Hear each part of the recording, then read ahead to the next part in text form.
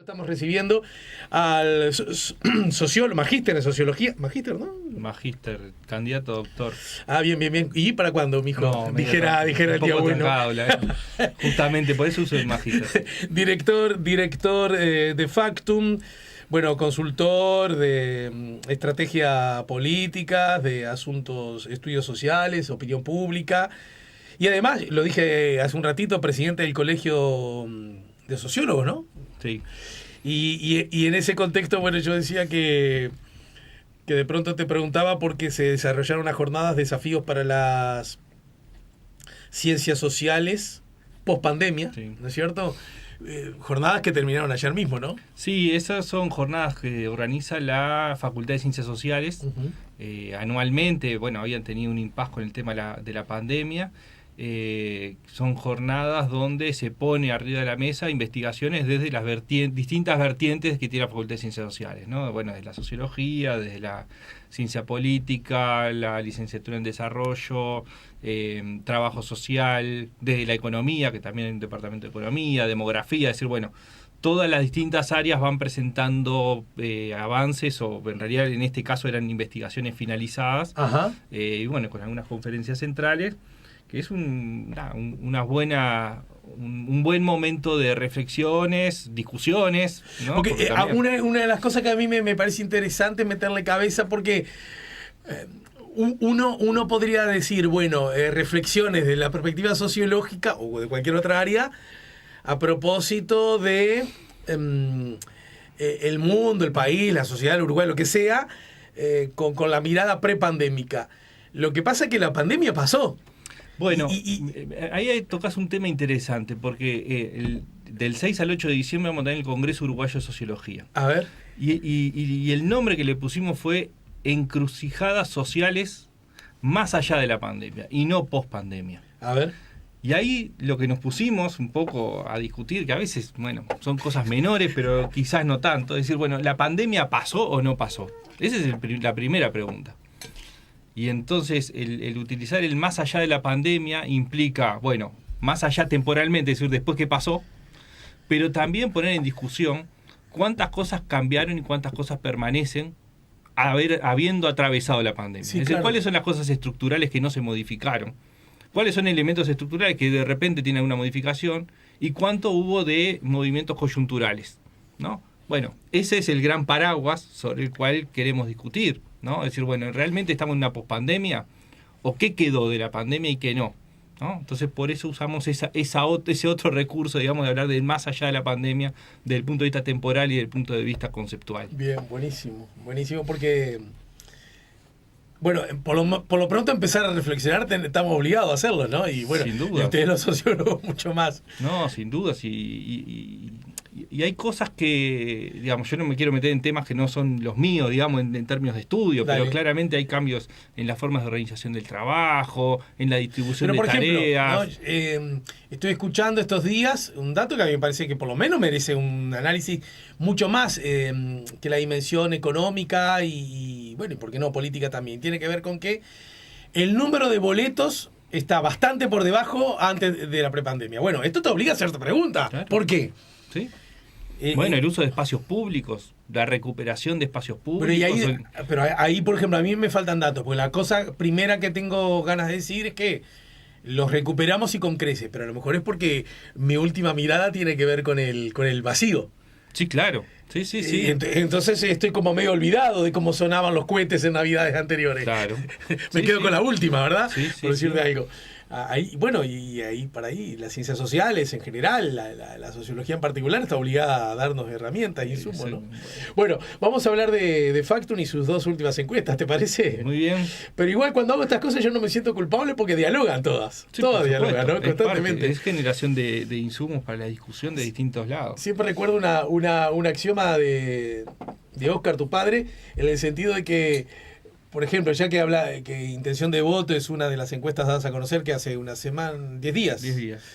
Y que las razones por las cuales una persona vota algo, un manojito de razones podemos suponerlas, podemos entenderlas, podemos racionalizarlas y hasta escribirlas quizás.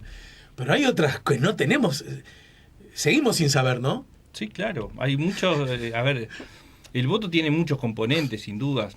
Y a veces se buscan simplificaciones donde claramente hay algunas incidencias coyunturales. Claro. ¿No? Sí, por supuesto. Y coyunturales pueden ser hasta una década, digamos, de cambios o de permanencias. Pero hay mucho de emocional, hay mucho de ideológico, hay mucho de cómo entiendo el mundo, ¿no? Es decir, bueno, yo cómo entiendo el mundo, ¿no? Entonces, bueno, está ahí toda una línea que habla de la libertad ante todo, ¿no? Entonces, y no se sale de esa discusión de la libertad, y eso es el principio básico, y otros es la igualdad, ¿no? Y esos principios, bueno, con todos los matices que hay en el medio, van conformando. Entonces, ¿qué es lo que yo valoro más?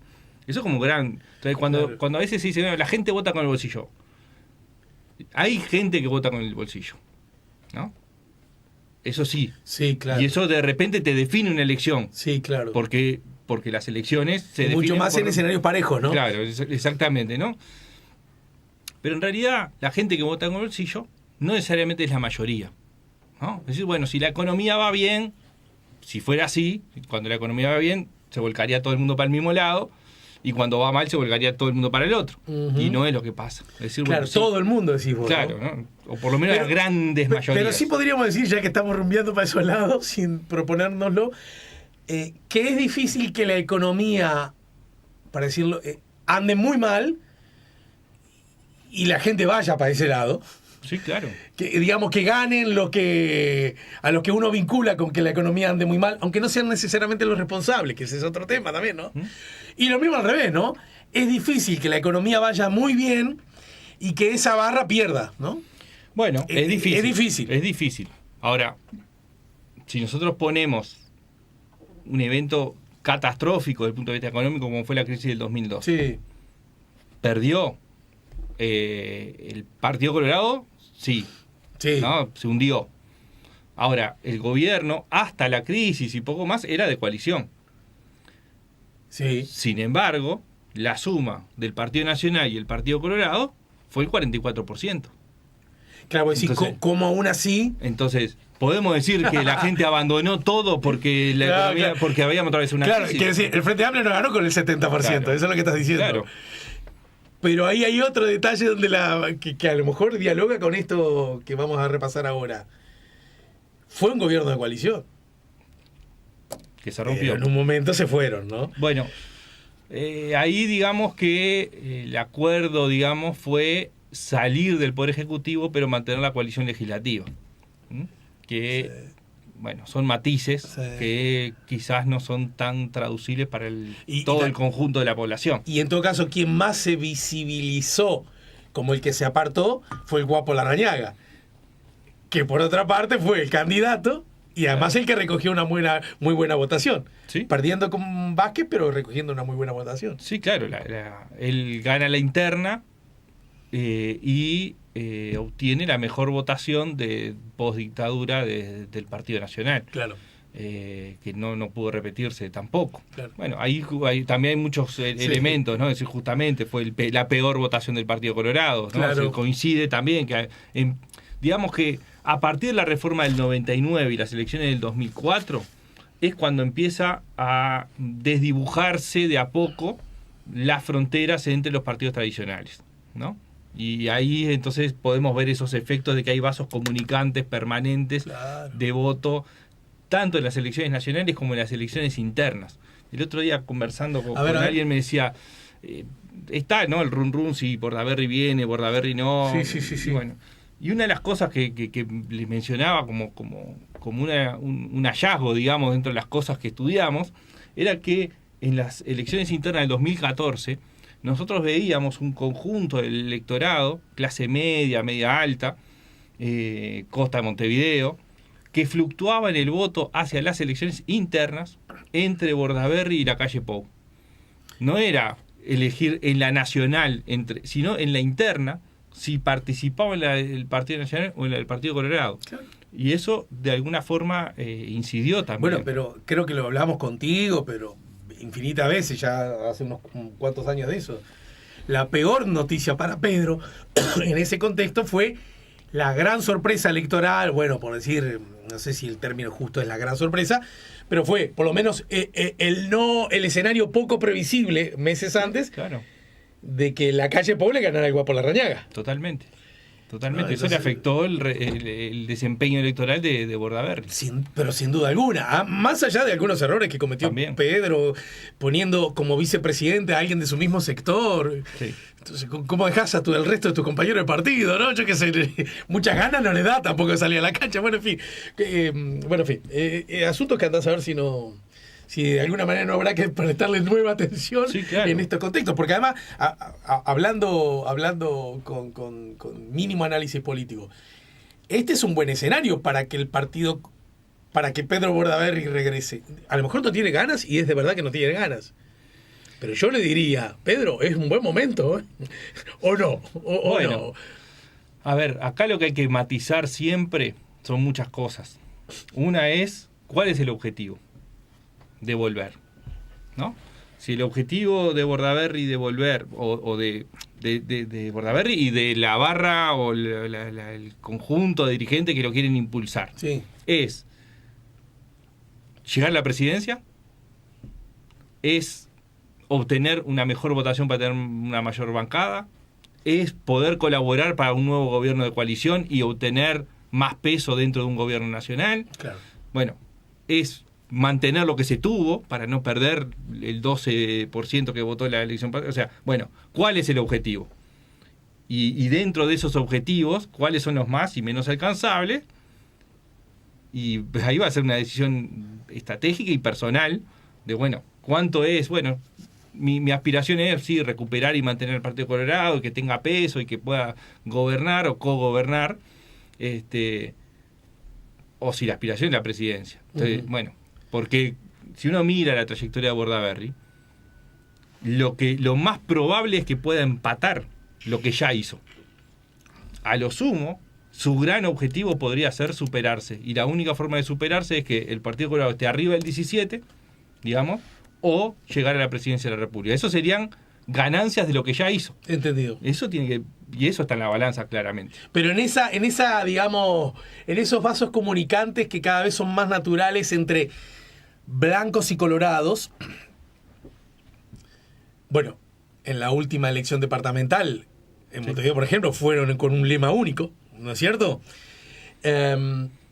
Esos vasos comunicantes, que a propósito fue la histórica lectura política que la izquierda hizo cuando justamente les decía a la población, son la misma cosa, ¿no? Que es curioso que hay veces que gente del Frente Amplio como que se molesta, se enoja, se distorsiona, ¿no? Es decir, pero no habíamos quedado que vos dijiste toda la vida que blanco y colorado era lo mismo. Bueno, que vayan juntos no te puede asombrar ni ofender. Claro, por supuesto. Porque forma parte, en todo caso, es corroborar lo que vos ya habías dicho antes, ¿no es cierto? Bueno, entonces, en ese contexto, a mí me da la impresión que si resulta tan poco traumático pasar de un lugar a otro, como da la sensación que incluso con un nuevo actor como es Cabildo Abierto, que tiene sus peculiaridades, pregunto, ¿ya por dónde estamos arrancando? Pregunto.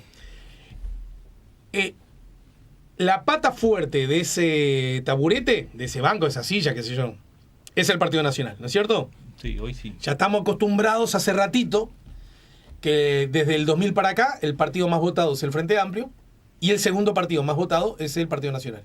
Y eso no ha cambiado. Del 2004, la del 99 fue el Partido Colorado. Sí, perdón, desde el 2004, a la que hacíamos alusión recién, ¿no es cierto? Eso no ha cambiado, ¿verdad? Entonces uno puede suponer, y las encuestas, mirá, justo, inclinación de política actual, a propósito, si las elecciones fueran el próximo domingo, la encuesta última que ustedes hicieron, una semana y pico atrás, le da al Frente Amplio 41%. Sí. Al Partido Nacional 27%. Y bastante más atrás, casi 4 veces atrás, 3 veces atrás, sí. Cabildo 8%, Partido Colorado 8%, ¿no? Entonces uno dice, 2 más 2 es 4. El balotaje, si es que nadie gana en primera vuelta, el balotaje de la próxima elección va a ser entre el candidato del Frente Amplio o candidata y el candidato o candidata del Partido Nacional.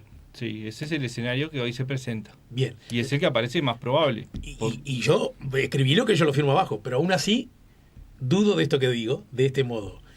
Si resulta que ya no es tan traumático pasar de un lugar a otro, y si el Partido Nacional tiene un problema objetivo, y es que no le va a resultar fácil encontrar un sustituto en la calle Pou, hasta por cuestiones de confianza. Ya vamos a ver que bajó, pero que igual lucen con cierta fortaleza a casi 3 años de su mandato. ¿Estamos bien? Sí, claro. Para decirlo claramente, si en Uruguay hubiese reelección continua, era la calle Pou el candidato, ¿no? Era la calle Pou el candidato. Chao, Sí. sacátelo con paño fino. Sí. Por lo tanto, el Partido Nacional tiene un problema en resolver eso. Y si bien hay algunos nombres, ninguno luce, yo sé que después la cancha es la cancha, como alguien que pueda estar a la altura de las características más sobresalientes del hoy presidente. Por lo tanto, otro de otro partido no podría rascar fuerte ahí. Ahí entran en juego otras cosas, ¿no? Lo primero es la pertenencia partidaria. El Partido Nacional tiene una pertenencia partidaria que ronda el 20-22%. Entonces, eso es un piso, digamos. Podría estar por debajo del piso y bueno, tendría que haber una catástrofe para que estuviera debajo del piso. Está bien. Realmente, Entiendo. ¿no?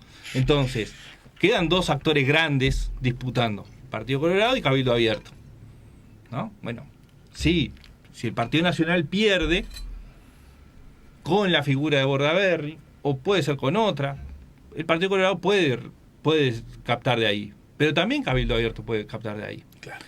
Entonces, si están... Yo lo hablaba en los 2 escenarios, Pedro por un lado y Guido por otro. Bueno, por eso, entonces, esa en realidad, como hay un juego de 3 actores adentro, 3 actores fuertes, claro. pero además está el Partido Independiente, que de alguna forma está compitiendo en ese lugar, aunque también compite con el Frente Amplio. En realidad lo que hace es distribuir más. Claro, distribuir, claro. Claro, podría llegar a darse otro escenario totalmente distinto, que no sé qué se está dando, que es decir, bueno, no, esto adentro de la coalición se polariza. Y es una competencia entre el Partido Nacional y el Partido Colorado. Pero eso podría haberse dado en un escenario sin Cabildo Abierto. Claro, claro. Es decir, como era antes de la aparición de Cabildo Abierto. Podría darse entre Cabildo Abierto y Partido Nacional. También podría llegar a darse... Porque si el Partido Colorado, si estos razonamientos los empieza a hacer Pedro y dice, no, déjame con Torque, no, déjame, como dicen que dicen, no sé, sí. Yo estoy tranquilo así, ya está. Y el Partido Colorado no logra, porque Julio María, bueno, la biología es la biología, y bueno, y además ya Julio María perdió la anterior elección, tampoco hay que olvidarse de eso, ¿no? Andás a ver si no empieza a crecer Cabildo Abierto, ¿no? Ese es otro escenario, por supuesto. O sea, está abierta la posibilidad. Y ese es uno de los elementos. O sea, nosotros de acá al 2024 nos vamos a divertir mucho mirando de afuera, no estando adentro. Porque hay disputas que a veces quedan un poco de lado y cuando uno mira los grandes números, pero ¿quién queda tercero en la competencia? También es importante.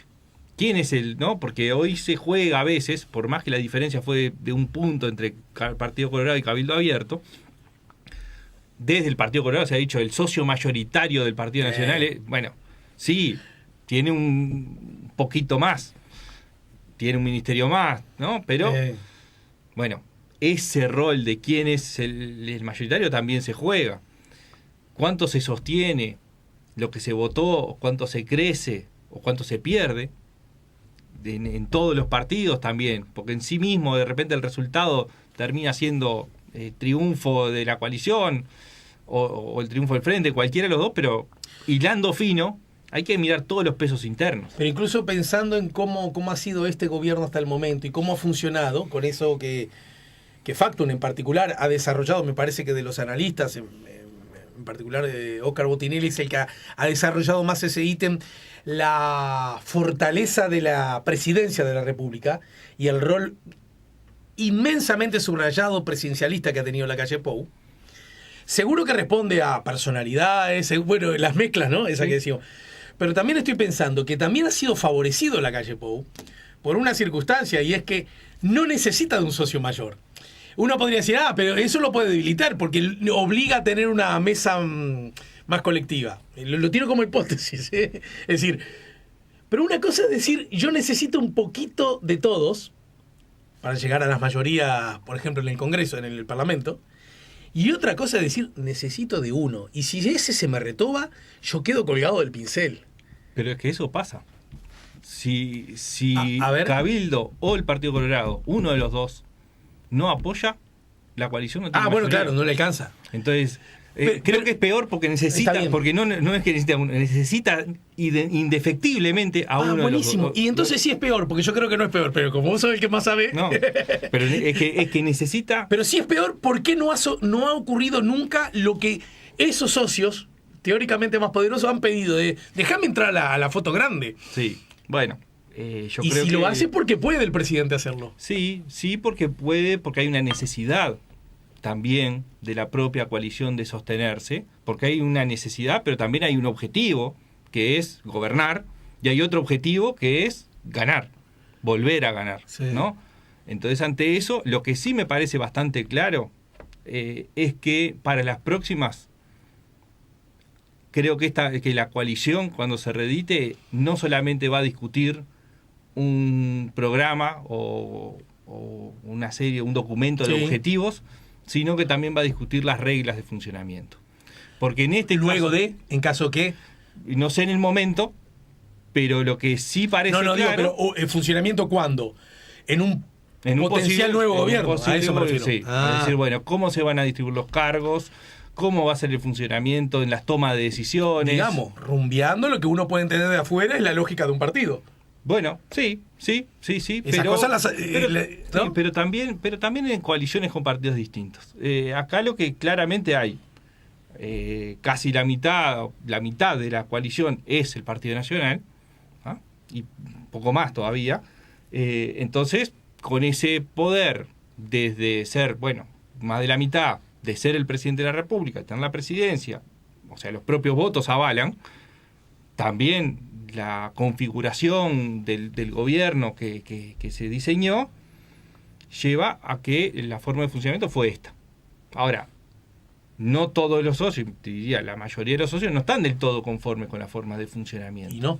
Y lo han dicho públicamente. Sí. Entonces, por eso digo, la próxima, donde no va a estar la figura de la calle Pou con la centralidad que tiene y en función de cuáles sean los resultados, es probable que dentro del menú de negociaciones no solamente sea qué vamos a proponer, sino si ganamos, cómo vamos a funcionar. En todo caso, lo que sí podríamos asegurarlo, es la próxima elección van a ir presentando candidatos a la presidencia del Frente Amplio, el Partido Nacional, Cabildo Abierto, Partido Colorado, Partido Independiente, probablemente también 26 de marzo, Asamblea Popular, en fin, Salle también, probablemente, ¿no? Sí, claro.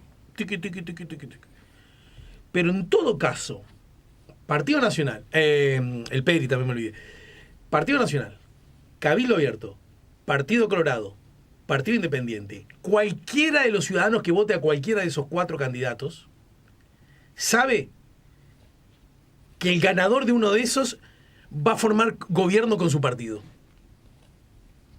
En caso que gane la elección. ¿Me explico? Sí. ¿Eso ya no está como sabido? En principio sí. Lo que hay que ver es cómo es la estrategia que diseñen de cara a octubre y no a noviembre. Porque de cara a octubre, uno de los elementos centrales es cómo diferenciarse del gobierno que está en ejecución y de lo que se va a proponer para adelante. Bueno, esa es una, ya lo hablamos millones de veces también, esa siempre ha sido una zona incómoda para el socio minoritario de una coalición, ¿no? Claro. Porque si al gobierno le va mal, ¿y por qué te voy a dar confianza a vos si me fue horrible? ¿No? Esa podría ser la lectura casi que uno podría suponer natural. Y si al gobierno le fue bien, bueno, voto al titular, ¿para qué voy a votar al suplente? Sí, bueno, cuáles cosas que se proponían desde un partido se llevaron adelante en ese gobierno, en este gobierno, y cuáles no. Y cuáles son las razones que tiene para explicar a su electorado por qué no llevó adelante reformas, acciones, cambios, propuestas que se había comprometido a llevar, a pesar de ser gobierno. Porque, sobre todo para los minoritarios, pero también para el Partido Nacional, es muy dificultoso llevar adelante algunas de las reformas. A ver, bien claro, la desmonopolización de los combustibles, claro. el Partido Nacional lo hubiese llevado, o la mayoría del Partido Nacional. Bueno, la look inicial, la presentada antes de asumir el gobierno estaba. Que se fue una guiña para la barra, ¿no? Bueno, decir, claro. Pero, ¿ven? Si no lo hicimos no fue por culpa nuestra. Después, ¿qué pasa? Hacia octubre, una de las primeras cosas es explicar por qué no se hizo lo que se quería hacer. Sin perder la capacidad de asociación con quienes trancaron, claro. Porque también está eso. O sea, y lo mismo al revés, ¿por qué trancaste algo? Bueno, porque tengo esta agenda, que es distinta. Ahora, si tenés una agenda que es distinta, ¿por qué no llevaste adelante? Bueno, porque no tenés los votos. Entonces, es una tensión que es difícil de manejar, porque tiene que ser en armonía, porque al otro día hay que juntarse. Claro. O si está el proyecto, al otro día hay que juntarse. Sí. Es decir, no solo juntarse, sino que ante la ciudadanía... y transmitir, claro, trasladar. Que estamos bien, claro. Estamos para seguir. Vamos a una breve pausa. En todo caso, Frente Amplio, 41%, como dije, Partido Nacional, 27%, Cabildo Abierto, 8%, Partido Colorado, 8%, Partido Independiente, 3%, otros partidos, 3%, en blanco anulado, 3%, y aún indefinidos... que Factum siempre maneja el asunto indefinido y no indeciso, ¿no? Sí. Bien, el 7%. Luego en la pausa, las dos preguntas que se imponen, que son de cajón, que son, primero, ¿en qué se parece esto al escenario de la última elección? Pero hay una que a mí me interesa quizá un poquito más, pero claro, está distorsionado porque no existía Cabildo Abierto. ¿Qué pasaba a esta altura del partido 5 años atrás, verdad? ¿Lo vemos luego en la pausa? Sí. Y por supuesto vamos a hablar de la otra encuesta, la que se conoció hace poquitos días atrás, evaluación del presidente y del gobierno. Confianza en el presidente de la República. Confianza. ¿Y por qué confianza y no apoyo a la gestión? ¿Verdad? Lo vemos también luego de la pausa. Estamos con Eduardo Botinelli. Último tramo de la charla con Eduardo Botinelli a propósito de las dos últimas encuestas de Factum. Les recuerdo que Eduardo es el director de Factum y una tenía que ver con confianza en el presidente de la República y la otra tenía que ver con si las elecciones fueran el próximo domingo, que en realidad fue hecha para el domingo anterior, podría decir, ¿no? Porque ya hace 10 días, un poquito menos de 10 días, me parece. Sí, del 4 al 16 de octubre fue el exacto. Bien, los resultados que teníamos. Y comentábamos más temprano que esos resultados arrojan que la gente manifiesta intención de votar al Frente Amplio el 41%, el Partido Nacional el 27%, Cabildo Abierto y Partido Colorado están igualados en 8%, Partido Independiente 3%, otros partidos 3%, ahí que estaría el PERI, la izquierda el 26 de marzo, Asamblea... La Unidad Popular, el PERI, Salle con Unidad Soberana, me está faltando uno, apareció algún caso del Partido Digital. Ajá. Sí. Ese conglomerado que hay el Partido de la Gente. Estaba faltando el Partido de la Gente. 3%. También. 3% es la suma de todos esos. Bien. Con un espectro ideológico relativamente ancho. Sí, ¿no? Claro. Eso es, opciones menores que tienen posibilidades, o por lo menos alguna posibilidad de acceder a una banca. Gente que te contesta, no, yo anulo el voto, o voto en blanco, es el 3%, igual que el Partido Independiente, o los otros, ¿verdad? Y indefinidos, 7%. Ya sé que lo has dicho 20 veces, 21 decirlo. ¿Por qué indefinidos y no indecisos? Bueno, porque en realidad lo que nosotros tenemos ahí adentro es una intención de voto si las elecciones fueran el próximo domingo. Eso no quiere decir que no haya gente indecisa entre un partido y otro. Lo que está es hoy eligiendo uno. Claro. El otro 7%, ese 7%, nosotros le dijimos, bueno, si hubiese elecciones el próximo domingo de presidente y parlamento, ¿a qué partido político votaría? Estas son las opciones. Le ponemos toda la lista de partidos donde van rotando además. Y en ese contexto dice, no sé. Ese no definió. Claro. El otro dice, hoy elijo este. Ahora, dentro de esos hay voto más firme o más débil, que todavía no lo estamos estudiando porque estamos muy lejos como para empezar a estudiar el voto firme. Pero el indeciso no significa que haya una parte de gente que decide y en realidad está indeciso. Y ahora tengo una pregunta que puede sonar como muy pava, muy tonta, y es, ¿por qué se pregunta si las elecciones fueran este domingo y no se pregunta lo que realmente sabemos?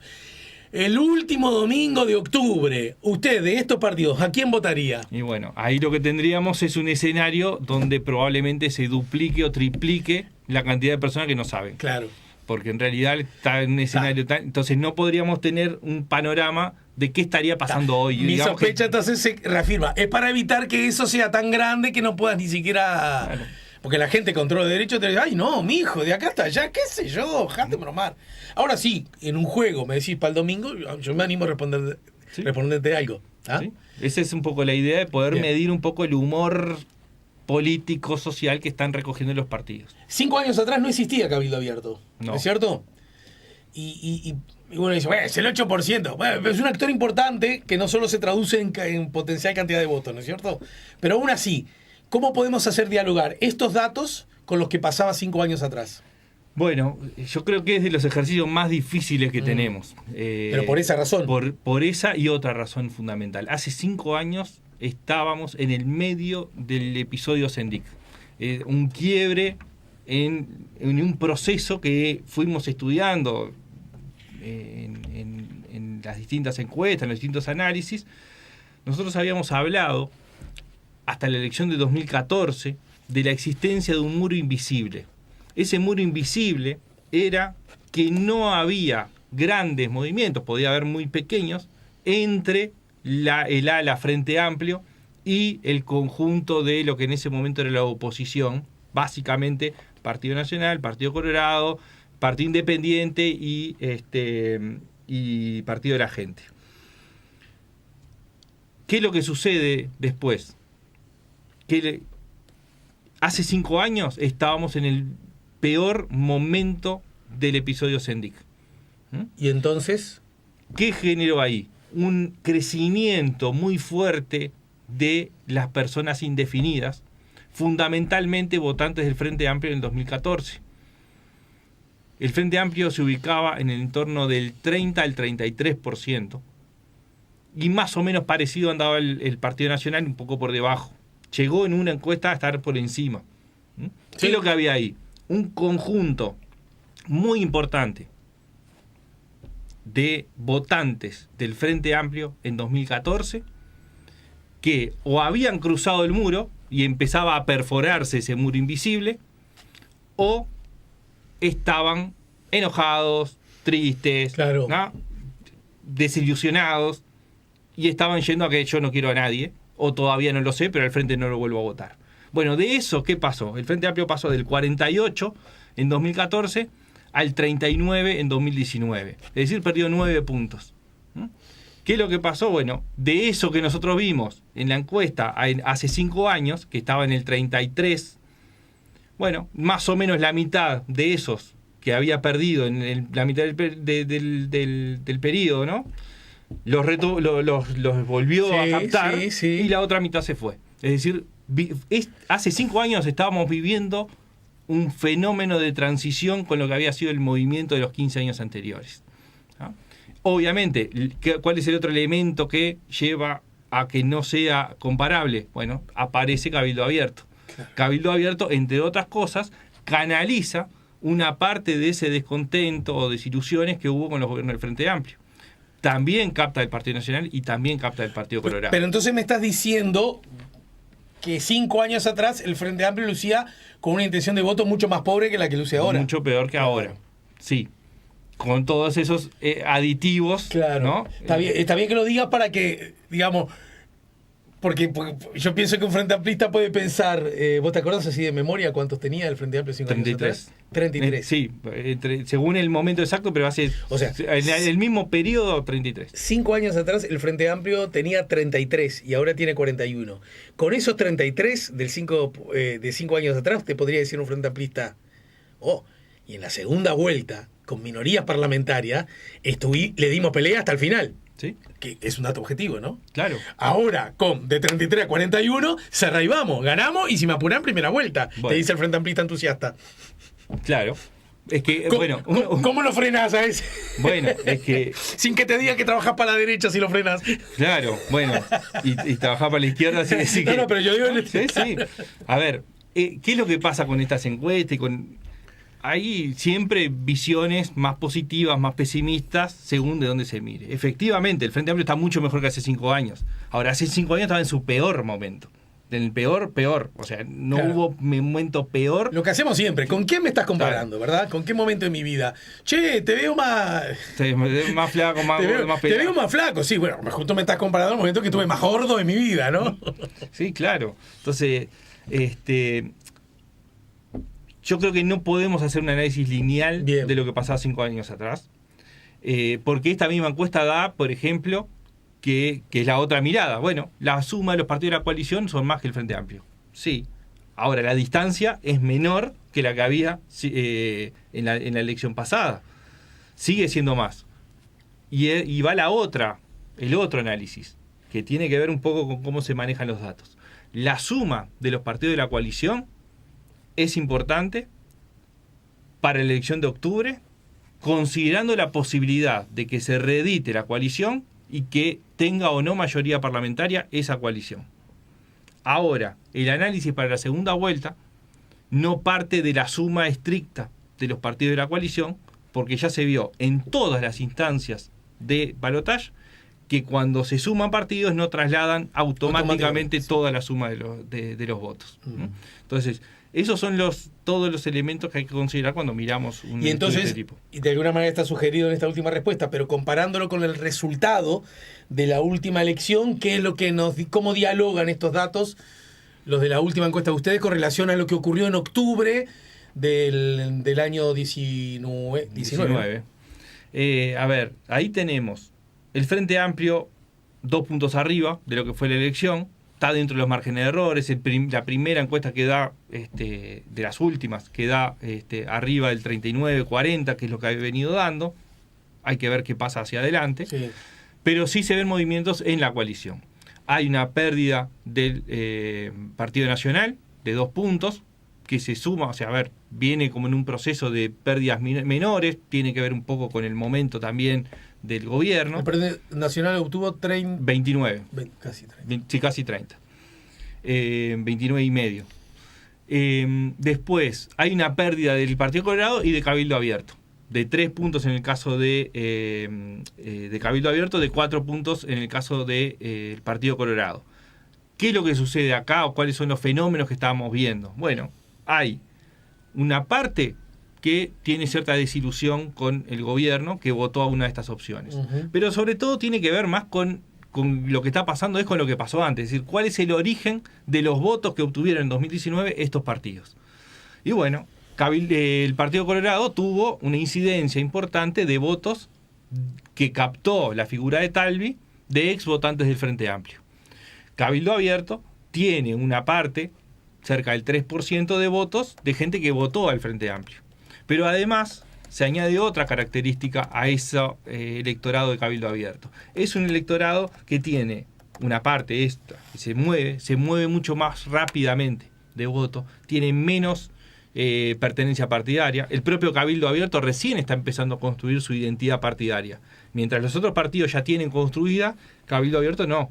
Entonces Cabildo Abierto está construyendo su identidad partidaria, fidelizando votantes y teniendo una parte del electorado que tiene menos interés en la política, es un nivel educativo más bajo y que termina siendo más fluctuante en el voto. Entonces, hoy de repente no está acompañando. Ahora, tiene la posibilidad de captarlo o tiene la posibilidad de perderlo. Y eso está arriba del escenario. Pensando en el Partido Nacional, porque en el caso de Cabildo no aplica. En el caso del Frente Amplio aplica miti-miti. Estoy hablando de los candidatos, ¿verdad? El Frente Amplio, por supuesto, no sabe qué candidato va a ser. Pero convengamos que podríamos hacer una apuestita de alguna comidita, vos y yo, para decir, mirá, o ella Mandú o es Carolina. En principio es eso. ¿Verdad? Sería un poco extraño que no fuera uno o el otro. ¿Estaríamos de acuerdo hasta ahí? Bien. En Cabildo Abierto, ahí sí que la apuesta la hago un poco más dura y es Manini Ríos. ¿Estamos de acuerdo? En el Partido Colorado ya sabés, por todo lo que dijimos, pero da la sensación que el Partido Colorado, más allá de mis impulsos de decir que no fue momento de pronto para Bordaberry, no sé si le dará para estar disputando el balotaje con el Frente Amplio. El Partido Nacional. El Partido Nacional tiene menos votos que hace así. Pero no tiene candidato todavía. Claro. Y eso seguramente sin duda juega de algún modo, ¿no? Sin dudas. Sin dudas hay un elemento central que son las candidaturas. Que además es un tema para hablarlo en otro momento también. Dale. El sistema electoral como lo tenemos, realmente empieza a tener que pensarse, por lo menos, en su sostenibilidad. ¿A qué voy? A que la elección de junio define una candidatura única y que hasta ahora el efecto que ha tenido es el inverso del que se buscaba, no la de junio sino la de octubre. Se ha personalizado mucho el voto. Es un fenómeno que se ha dado en muchas partes del mundo, la personalización. ¿Cuál era el efecto figura buscado y cuál es el que se está dando? El efecto buscado era que octubre fuera una elección legislativa y que la elección presidencial fuera la de noviembre. Claro. Sin embargo, como se elige una candidatura única en junio, se personaliza entre junio y octubre.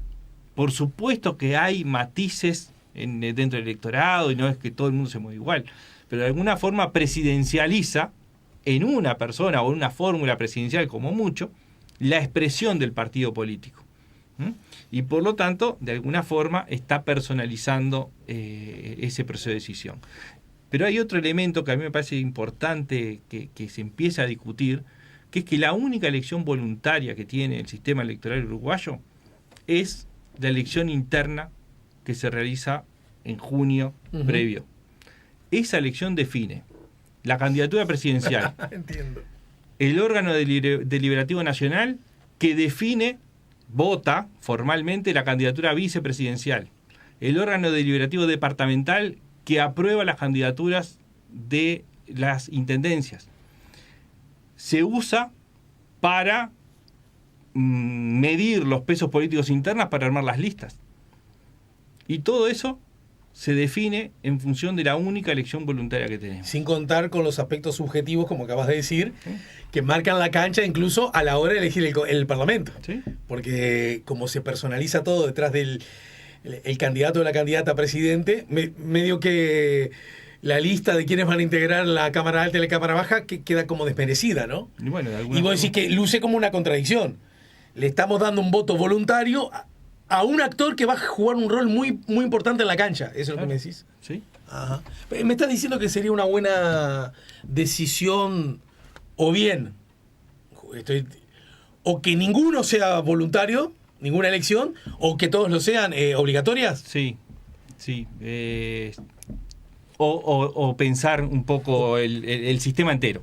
Pensar un poco, primero, el calendario. Estamos un año entero de elecciones, un año entero, de junio a mayo, con elecciones, con lo cual hay un año antes de campaña electoral y ahora estamos ya con 2 años antes, prácticamente.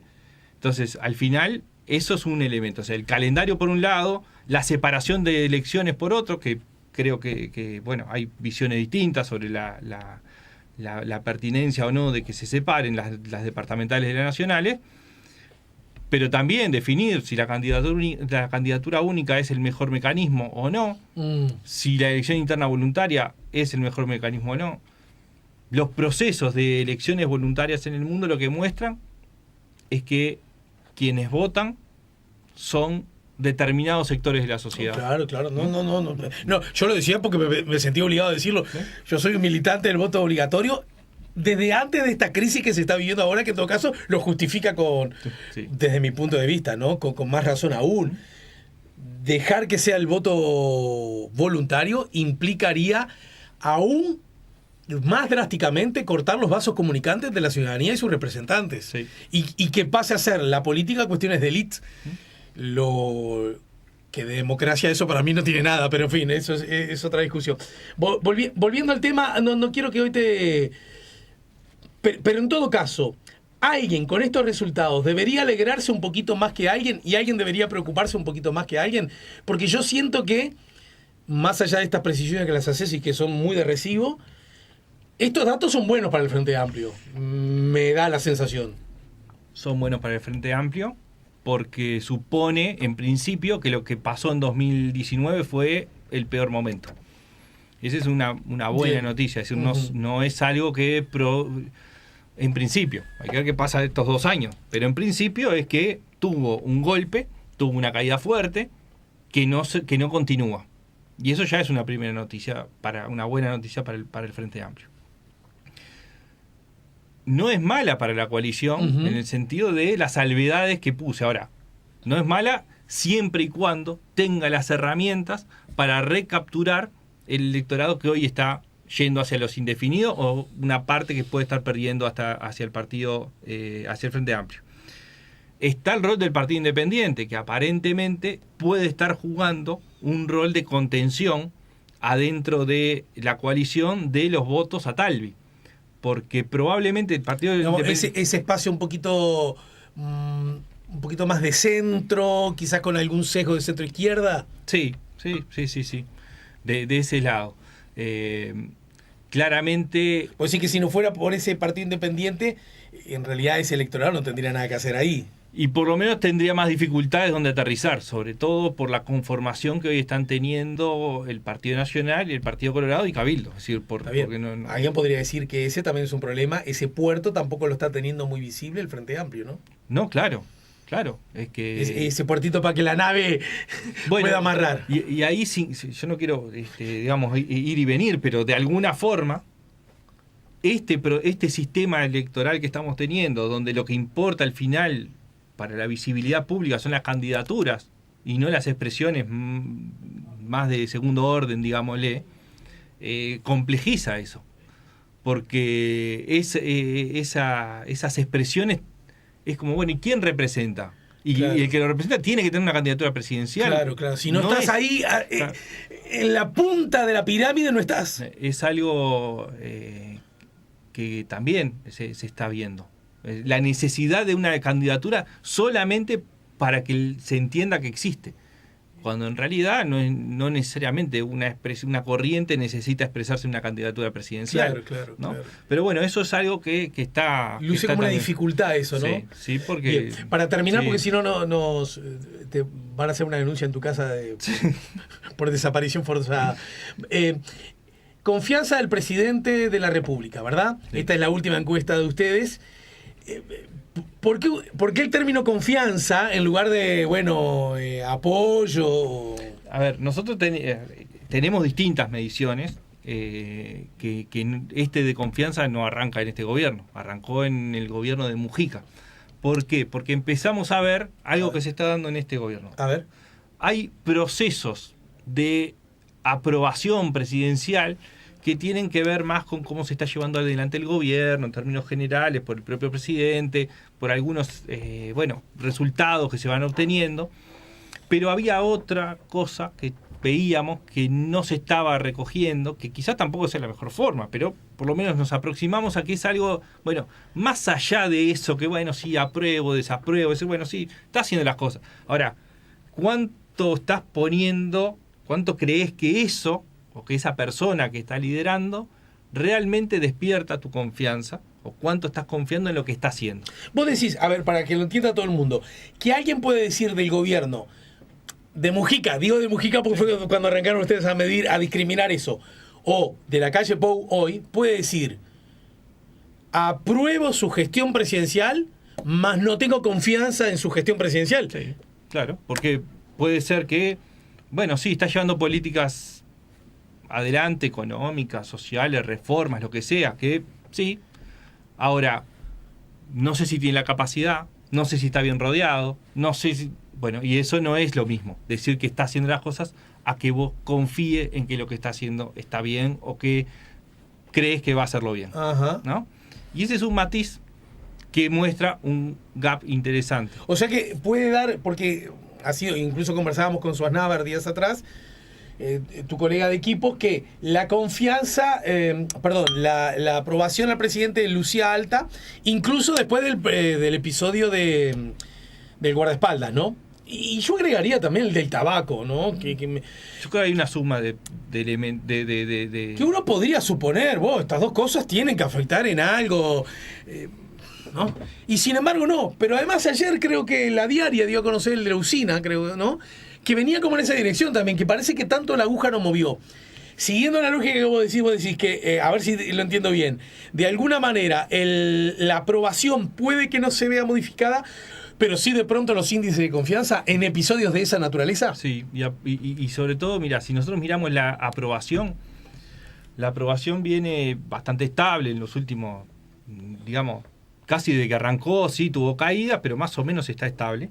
puntos más, puntos menos, porque aparte de esto también hay que matizar mucho, cuando él mueve 2 puntos, 3 puntos.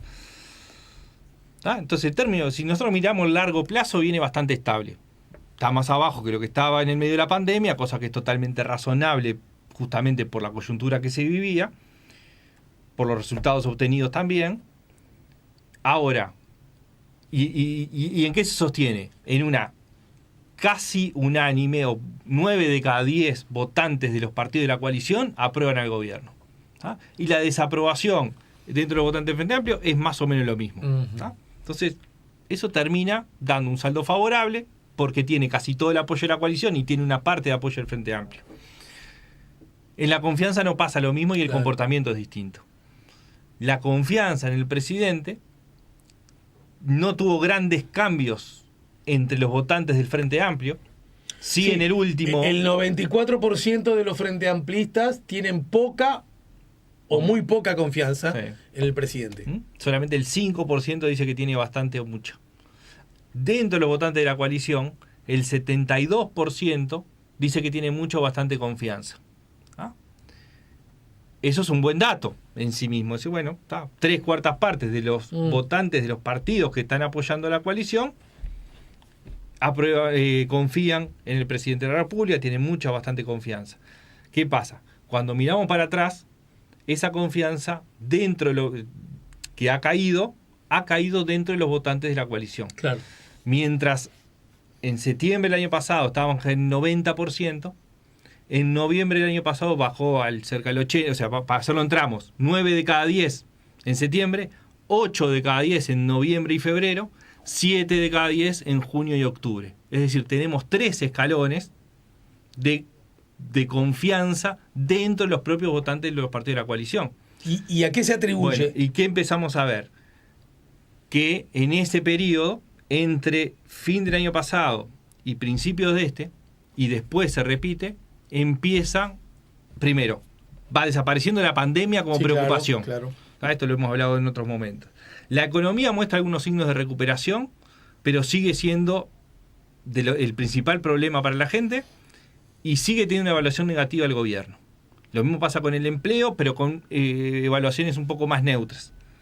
Pero la seguridad pública aumentó sistemáticamente la preocupación en el último año y medio, un año, aumentó sistemáticamente la preocupación y hubo un quiebre, que lo hablamos en algún programa anterior, un quiebre importante de la evaluación que la ciudadanía hace sobre el gobierno en materia de seguridad, y ese quiebre se dio en los votantes de los partidos de la coalición. Entonces, ¿qué es lo que estamos viendo? Que hay una parte de los votantes de la coalición que lo que están perdiendo es confianza en cómo el gobierno está llevando adelante algunas políticas. Y desde el presidente de la República. No es mayoritario, no es que la mayoría, es una minoría, pero el cambio se está dando ahí, porque dentro de los votantes del Frente Amplio no había grandes expectativas, no había apoyo y no había confianza, ¿no? A lo sumo hubo niveles de aprobación dentro del votante del Frente Amplio que llegó al 22%. O sea, que ha aumentado en ciudadanos que votaron a la calle Pou, ha aumentado entre ellos la desconfianza. Sí. Sí. Por lo menos la no confianza, no la desconfianza, que no es lo mismo hablar de que desconfían a que no confían, ¿no? Sí. Para matizarlo un poco. Ahora, también hay que mirar que los resultados que estaba teniendo antes eran muy buenos. O sea, estaba por arriba del 50% que decían yo tengo mucha o bastante confianza en el presidente. Eran más que los que lo votaron. Y ustedes eso lo miden de Mujica para acá. Y con relación a Mujica o a Vázquez en su segunda, ¿dónde está la calle Pou hoy día? Bueno, ha habido distintos momentos que han oscilado bastante. Pero, por ejemplo, hoy está un par de puntos por arriba de lo que estaba Mujica hace 5 años. Bien. Está dentro del margen de error. Ahora, las bases de votación fueron similares. Quizás Mujica tuvo más votación en la segunda vuelta. Si a esta altura Mujica tenía la misma confianza que la calle Pou, estamos hablando de que a la calle Pou no le está yendo mal. Digo porque Mujica termina la presidencia y su partido vuelve a ganar las elecciones. Ya sé que era otro candidato, pero bueno, no sé. ¿Sí? ¿Cuál es el fenómeno con el caso Mujica? Bueno, que despertaba total falta de confianza en la oposición y que tenía resistencias internas. ¿Mm? Y eso quizás es parte de lo que se empieza a reflejar un poco en la confianza en la calle Pou. Es decir, bueno, inicialmente había un bloque monolítico del propio electorado, no estoy hablando en términos políticos, es decir, bueno, a este gobierno hay que defenderlo. Además, la pandemia, que es algo que a veces cuesta un poco poder transmitir, la pandemia fue un gran problema para el gobierno, sin duda. Le afectó los plazos, le afectó la capacidad de acción, le afectó sus planes, ¿no? Recién ahora está pudiendo actuar en algunas cosas que le hubiese gustado actuar desde el principio. Ahora, así como pasó eso, también le sirvió para fortalecer la imagen presidencial, para... ¿Cómo es la presión en inglés todos detrás de la bandera? Sí, claro. Y generó una adhesión. Pero además fue más fuerte. Exterior, eso y fue mucho más fuerte en la coalición, en los partidos de la coalición. Claro. Y eso empieza lentamente a desaparecer, no a desaparecer, a caer. Uh-huh. Sí desaparece la pandemia, lo que va es, bueno, empezar a generar las críticas naturales internas. Entonces, yo creo que hay que mirar, por un lado, sí, con cierta preocupación, que efectivamente está sucediendo ese fenómeno, sin dramatismo, como a veces se ve, de que es todo un desastre, ni para un lado, ni que ni que es todo negativo. Naturalmente, por el otro, ¿no? Bueno, que a veces las barras respectivas tienden a hacer ese tipo de síntesis, ¿no? Claro. Y después vienen como los desencuentros con la realidad que provocan dolor o desconcierto o enojo. Por supuesto. ¿No? Bueno, muchas gracias. Unos mensajes llegan. El Partido Colorado dirigido como está tiende a desaparecer. No es otra cosa que un ala de los blancos. Omar dice, de seguir así, las democracias nos van a gobernar una inteligencia artificial. Isabel dice, entonces no entiendo a esta sociedad, si le pierdo la confianza a alguien, cómo pudo aprobar su gestión y comportamiento, si el primer mandatario es el primer responsable de lo que sucede en un país. Su obligación no es estar enterado de todo. Bueno, María agrega, la verdad, las encuestadoras como encuestadoras me tienen un poco pasadas con tanto número y me da la impresión que vivo en otro país. Bueno, acá hay una cosa que yo siempre lo digo, ¿no? Pero me lo digo a mí mismo todas las mañanas de la vida.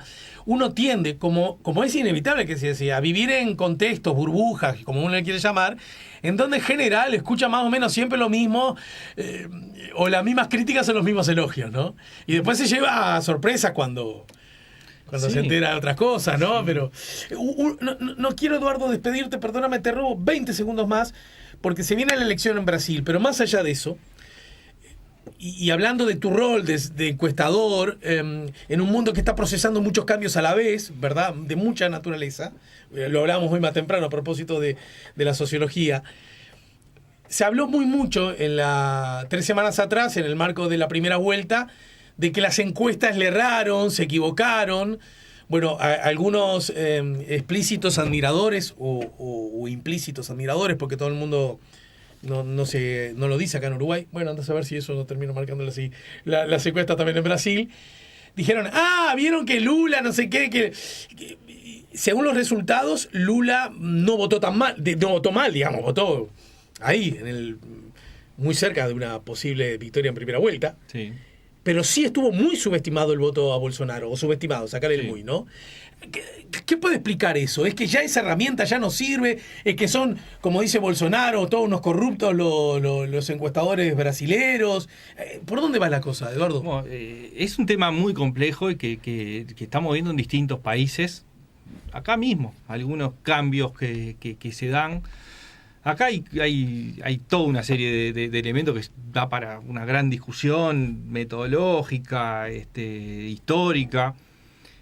Hay limitantes de las encuestas, sin duda. Hay una limitante estadística, que es cuánto se pueden acercar según las muestras y cuánto esas muestras están representando. Hay problemas para poder ejecutar las muestras tal como se diseñan, ¿no? Cada día es más complicado por las tasas de respuesta, porque la gente contesta menos. Los nuevos instrumentos que se utilizan tienen sus limitaciones, tanto la telefónica, celular, como la online. La presencial también tiene sus problemas, porque cada día es más difícil hacer encuestas presenciales. Es decir, estamos en un momento complicado desde ese punto de vista. ¿Cuál es el otro?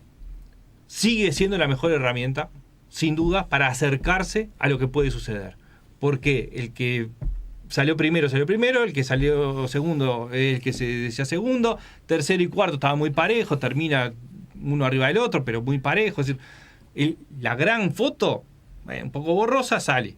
Ahora, ¿qué pasa después cuando afinamos? Bueno, efectivamente, el voto a Bolsonaro, si miramos las últimas encuestas, aparece subestimado. La pregunta que tenemos de este fenómeno y de varios en el mundo es: ¿cuánto hay de subestimación que probablemente haya? Uh-huh.